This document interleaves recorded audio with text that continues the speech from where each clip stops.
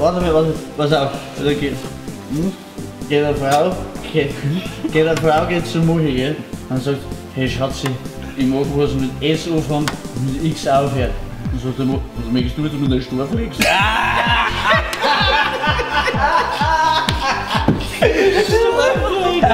Scheiße, Theo.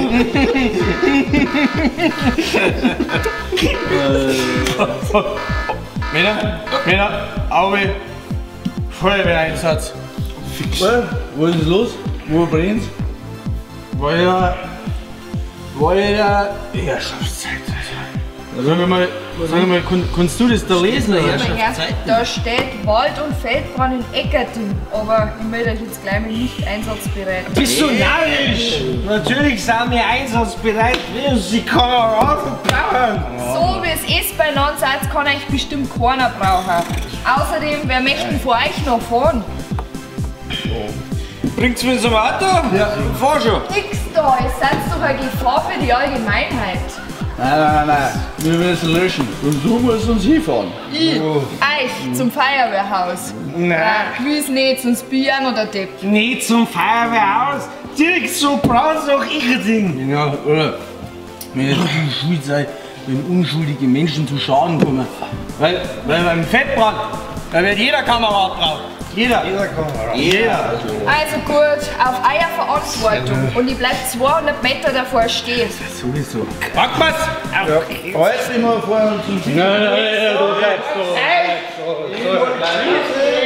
Fettbrand, mach dich.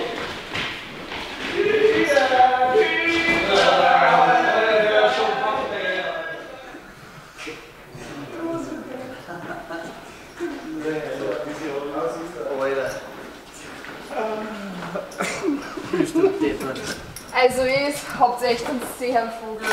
Oh, Respekt, Flo. Das haben sie auch noch nie gesehen, die Eckerdinger, dass einer Glurt nicht ausspeit. Ja, das war's aber auch nicht schlecht. Dann sagst du, wir sauber den Löschknopf und alles ausbieseln.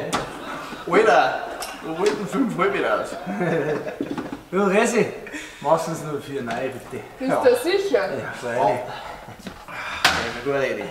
Wir müssen ja unsere Löschtanks auch wieder auffüllen. Und einen Brand haben wir auch.